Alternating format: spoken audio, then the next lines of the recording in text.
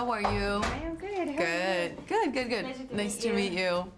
I would like to start with how did you come across this project? And I read somewhere that you were begging Seth for the role. Is that true? We have the same agent, so I started hearing talk about it pretty early on before there was a script. And the idea of this kind of concept with Seth directing was something that I was very interested in. And so by the time the script was ready, I think I might have met with him before I read the script, and then read the script, met with him again, and we started having a conversation, and I started realizing that I really wanted an opportunity like this, so, yeah. What was the main reason that attracted you to this character? It wasn't so much the character, it was the movie. I just thought this movie was really original. I don't think I've ever made a decision to do a movie just because of a character. I think for me, I'm a storyteller at heart, and I like a good story, and I like a good narrative, and there was something about this that felt very original in its concept. And challenging in the sense that I don't get to do a lot of comedies, so the idea of doing it with someone like Seth was really exciting.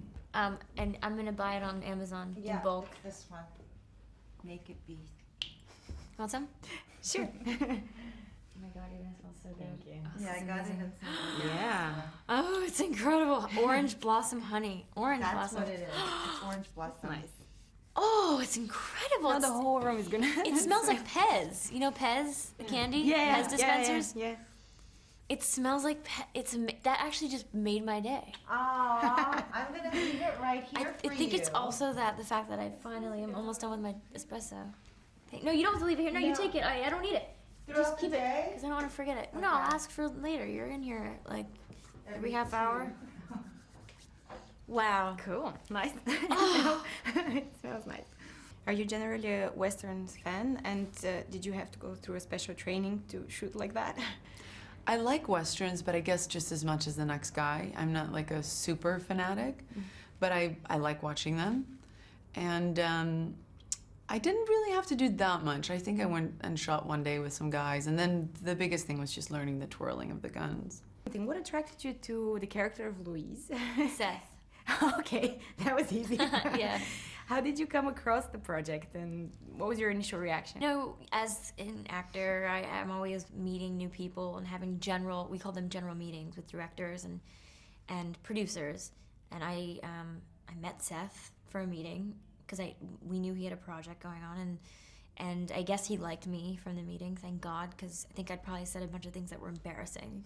I get nervous around people that are really smart and funny. I'm a big fan of Family Guy, and he sent me the script, and I read it in like an hour. It was so funny. It was so funny. It's like I haven't read a script that funny since Mean Girls, and it's been a decade.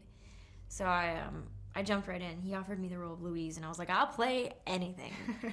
And I'm really grateful that I got to finally play like a jerk, like a real antagonist, because I'm always in playing. Mean Girls, it wasn't exactly a jerk. Yeah, no, I was really dumb, but that was a good character. I like playing the Girls. off-center, co-star sometimes. It's fun to not be the center moral compass, and it didn't all rely on me. It wasn't like a heavy role. Nobody really had a heavy role because it's a comedy. It was just a lot of pressure taken off me, and I got to really play with it. But with the West a little bit, you said in one interview that it's both fascinating and scary to you, and that bit in the movie that you described, the different ways to die, was hilarious. How did you come up with that idea? That was a conversation that I had between with I and my co-writers, Alec and Wellesley, who wrote the script with me. We had a discussion one day about the fact that we were all fans of the Western genre. And we all loved the look and the feel, and there was a fun to it. But we also realized that if any of us had lived in that time and place, it would have been just a miserable, horrible, awful place to be. And that was an angle that I hadn't really seen explored in westerns and not in comedy westerns. It's always a grand romanticization of that world. And so we wanted to put a spin on it that acknowledged our affection for the genre, and at the same time looked at it through a lens that was hopefully fresh and new. How do you think somebody like Clint Eastwood, for example, or Mila Kunis for that matter, would react watching your movie?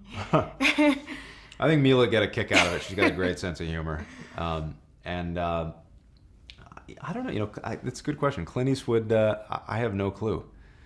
I have no clue. He'd. I mean, he's done a lot of westerns, obviously, in his career, so he probably knows more than anybody how rough it is to shoot in that environment. So I would think maybe he would get what we're going for. How was it working with the rest of the cast? I mean, obviously, you and Liam Neeson are more known for roles that are more dramatic generally. So how did everybody fit into this crazy story? I think we were a really nice, little motley crew. We all got along great, and everybody kind of came with a different skill set.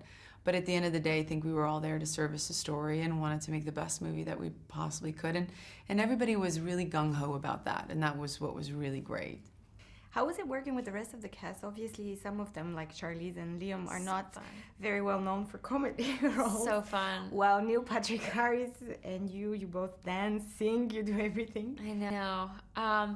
I think it's great. I think the casting was spot on. I think we all had a really good time. Too good of a time, maybe. I don't think any of us will be sad if this movie makes a lot of money and they want to make a second one, because it's awesome.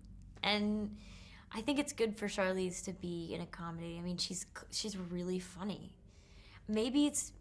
I just think people, when you win Oscars and you play the heroines so often, or the center of the story, people start forgetting that, you know, you're an actor, you can play anything. She can play anything. I guess you had a lot of laughs while doing it. Yeah. I mean, it's a funny movie and nice people, so the environment just kind of lends itself to that. But it's also, you're making a movie, and that's kind of time-consuming and tedious, and it's not a party all the time, you know? How was it working with Charlize and putting her in that sort of environment? Charlize was great. Charlize was the best partner I could possibly have asked for. I don't know that I would have been able to get what I got on screen for myself or for that relationship without her. I mean, she is really just the secret ingredient of this movie, and she's she's so generous as a performer. She's all about the project. She's all about the movie and never about making herself look good. She's about making everything and everyone around her even better, and she does. So if you're in a scene with Charlize Theron, she will bring things out of you that oftentimes you didn't know you had in you.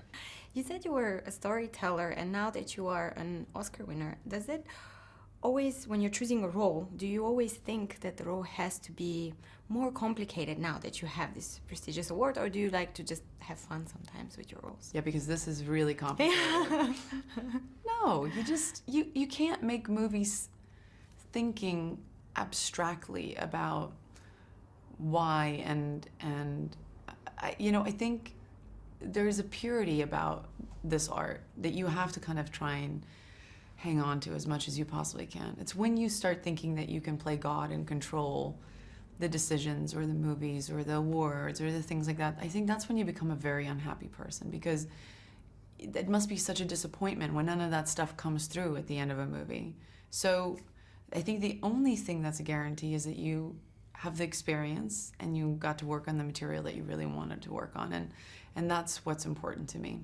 It's that memory and really feeling like, okay, even if nobody likes this movie, I like this movie and I had a great time making this movie. Yeah. How do you go about choosing your roles? I mean, you do a lot of different characters as well. That's what I do. That's why. I mean, I don't want to be bored.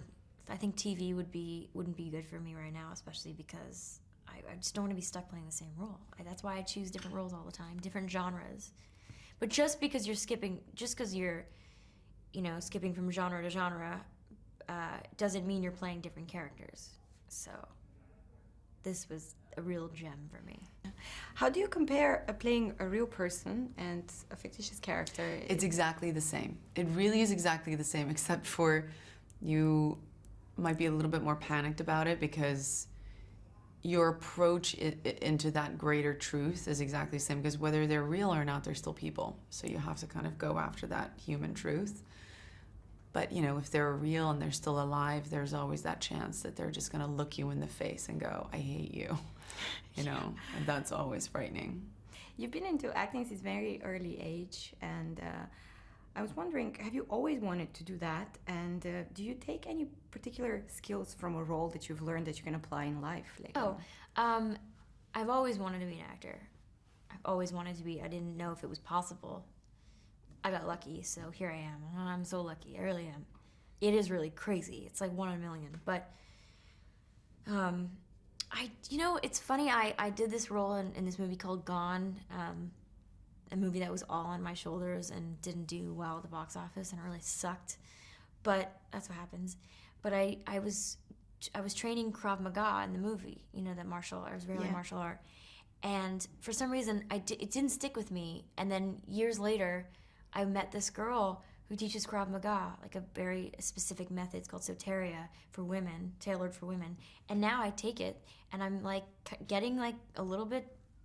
I haven't taken it in a while because I haven't been in New York for very long. But it's like I'm learning how to defend my self-defense. Yeah. It's everybody should learn it, especially women. I mean, Jesus, like look around. Like there's women are just treated like shit for like. Unfortunately, in so many places around the world, it's like if you can defend yourself from a man, you have to just outsmart the attacker. It's amazing. It's a very good skill, and that's what I've learned, and I'm really happy about it. And what do you like to do when you're offset? How do you split the time between films and obviously motherhood? Well, yeah, there's not a lot of time. It sounds between my work and my family and my friends and my child, that's pretty much it. And then I have a production company on the side as well, and we produce a lot of stuff in television and in film. And you do charity as well. I have my charity as well. Yeah, my life is pretty full. Nice. What do you like to do when you're offset? I'm always curious. I go upstate, like to the mountains. We have a place on a lake, which is where my dog and my boyfriend are right now waiting for me. And I have some horses that I don't own, that they live on my property near the lake. So we both have a place up there, and I just get away. Sometimes I go to LA because my sister we all have a house there that we live in together when I'm there. But most of the time I just go away from the city and I read, and we got a paddleboard recently, so we're paddleboarding. I don't know. It's just, I'm a country person. I like to be in the country, period.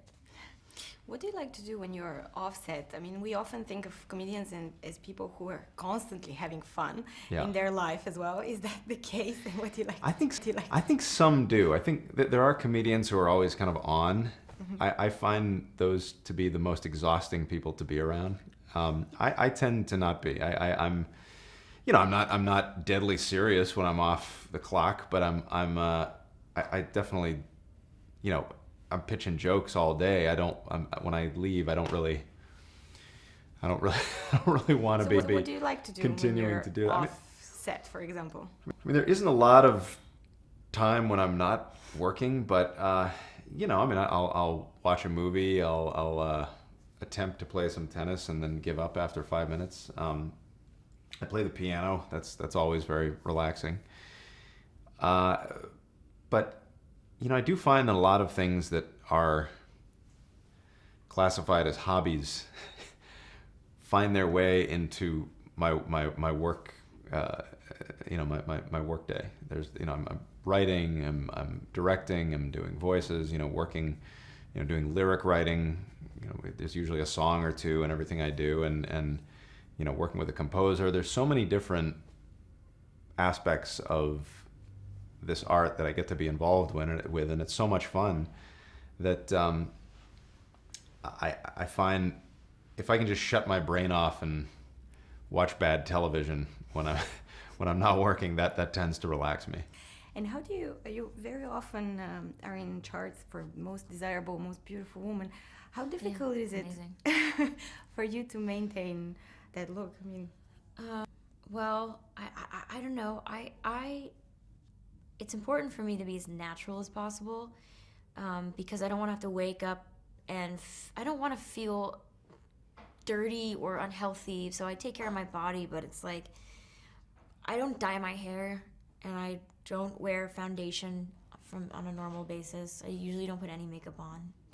Living in the country or like, traveling to the country every week, I don't wake up and do anything. I just I don't focus on that.